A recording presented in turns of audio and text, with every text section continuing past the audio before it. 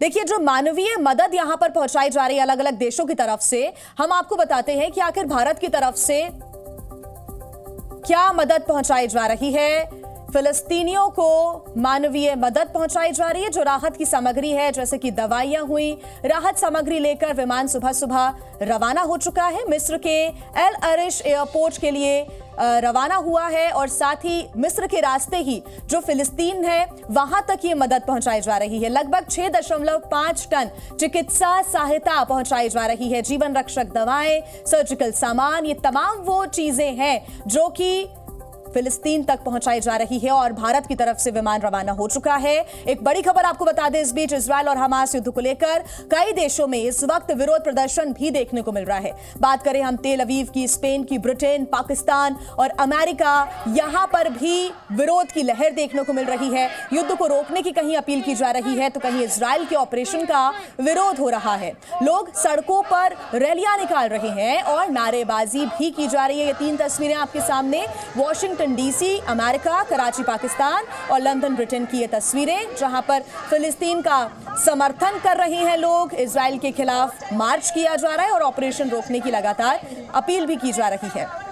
दीपक वोरा जी हमारे साथ लगातार जुड़े हुए हैं। दीपक जी, जैसा कि विशाल पांडे हमारे सहयोगी भी जिक्र कर रहे थे और आपने भी इस बात का जिक्र किया कि इजराइल की तरफ से अगर गाजा पर चढ़ाई की जाती है तो उनको भी नुकसान हो सकता है। इस बात का आकलन इजराइल ने भी किया, लेकिन उसके बावजूद भी आगे बढ़ने की कोशिश, इसके पीछे आप क्या देखते हैं रणनीति इजराइल की?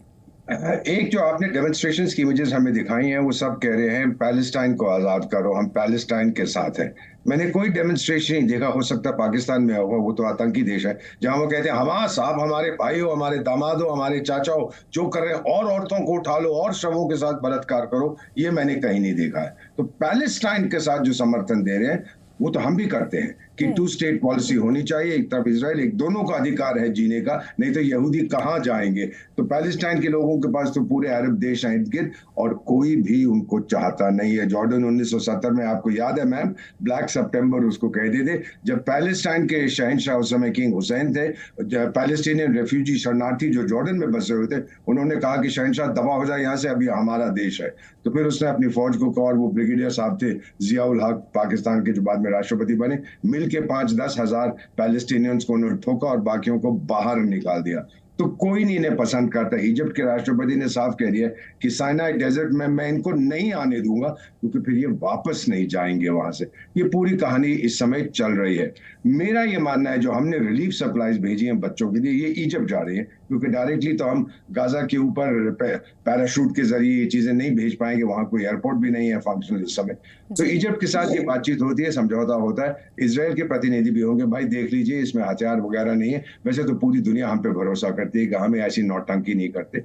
बच्चों के लिए दवाइयां, एसेंशियल सप्लाईज, सर्जिकल इक्विपमेंट हम भेज रहे हैं, खाद्य पदार्थ कुछ जाएंगे, रिहाइड्रेशन की चीजें, दवाइयां जो होती हैं वो हम कर रहे हैं। ये पूरी ह्यूमैनिटेरियन एड है और ये हम अपनी तरफ से कर रहे हैं। वो संयुक्त राष्ट्र संघ मैम तो आपकी परदादी की परदादी है, मेरी भी है, वो तो सोता रहता है न्यूयॉर्क में, फिर जाग के कुछ ना कुछ कहने लगता है। वो रफा क्रॉसिंग में जाके बड़ी कोशिश करता है कि रो पड़ूं, हाँ ये क्या हो रहा है, वो क्या हो रहा है, उसकी कोई सुनता नहीं है। हम लोग जो कर रहे हैं डायरेक्टली बायलैटरली दुनिया को एक सबक भी देख रहे हैं कि हम शांति के लिए खड़े हैं और हम प्रूव करना चाहते हैं कि जो पैलेस्टाइन के लोगों के साथ इस समय जो बीत रही है वो नहीं किसी के साथ बीतनी चाहिए। और आपके कॉलीग विशाल पांडे साहब जो रिपोर्टिंग कर रहे हैं, आउटस्टैंडिंग, स्पॉट ऑन, बिल्कुल सही कह रहे हैं। जब लोग दूसरे कहते हैं जी अंदर जाने वाले हैं, उनके इतने टैंक आ गए हैं, अभी वो नहीं जाएंगे मैम। 2-3% जो है वो हम लोग नॉर्मल फिगर, जब इस टाइप का असॉल्ट होता है 2-3% कैजुअलिटीज, 3-4 हजार इजरायली सैनिक मर गए। और नेतन्याहू साहब की वैसे ही डोमेस्टिक सिचुएशन डामाडोल है, तो अभी कुछ मेरा नहीं ख्याल ये होगा मैम।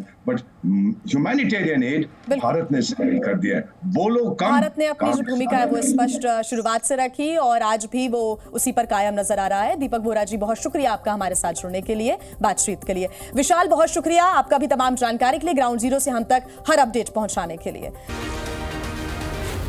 जी न्यूज़।